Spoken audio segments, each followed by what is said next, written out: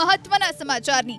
હવામાન નિષ્ણાત અંબાલાલ પટેલે એક મોટી આગાહી કરી છે ખેલૈયાઓ માટે। આ માઠા સમાચાર 5 ઓક્ટોબરથી ગુજરાતના વાતાવરણમાં આવી શકે છે પલટો। હવામાન નિષ્ણાત અંબાલાલ પટેલે આગાહી કરી। અંબાલાલ પટેલ અનુસાર 5 થી 22 ઓક્ટોબર દરમિયાન રાજ્યના વિવિધ ભાગોમાં હળવો વરસાદ વરસી શકે છે। અંબાલાલ પટેલના મતે 7 થી 12 ઓક્ટોબર વચ્ચે અરબી સમુદ્રમાં હલચલ જોવા મળશે। ભયાનક વાવાઝોડું બને તેવી પણ શક્યતા છે।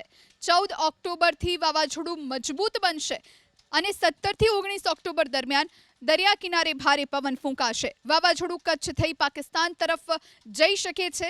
બંગાળની ખાડીમાં પણ 22 ઓક્ટોબર બાદ ભીષણ ચક્રવાત બનવાની શક્યતા છે। આગામી દિવસોમાં લગભગ 5 ઓક્ટોબરથી હવામાનમાં પલટો આવવાની શક્યતા રહેશે અને 5 થી 22 ઓક્ટોબર વચ્ચે રાજ્યના ભિન્ન ભિન્ન ભાગોમાં હળવો ભારે વરસાદ થવાની શક્યતા રહેશે અને આ અરસામાં બીજી અન્ય બાબતો જોઈએ તો લગભગ 7 થી 12માં અરબી સમુદ્રમાં હલચલ જોવા મળશે અને એક ભારે વાવાઝોડું થવાની શક્યતા રહેશે।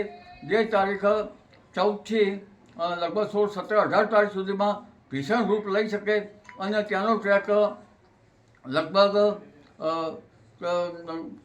ઉત્તર ગુજરાતના થોડા ભાગ કચ્છના ભાગ અને પાકિસ્તાનના ભાગમાં જઈ શકવાની શક્યતા રહેશે।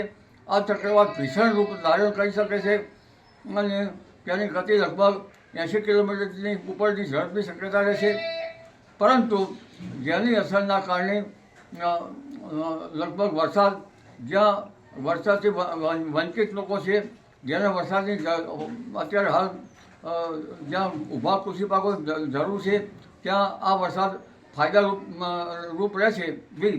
અને બંગાળ સાગરમાં પણ તારીખ 22 પછી પ્રચંડ વાવાઝોડું ફૂંકાઈ રહ્યું છે, જેની ગતિ 100 થી 200 કિલોમીટર સુધી સંભવી શકે અને ત્યાંની અસર દક્ષિણ પૂર્વીય તટો પર રહી શકવાની શક્યતા રહેશે અને જેની અસર પણ ધીરે ગુજરાતમાં આવવાની શક્યતા રહેશે।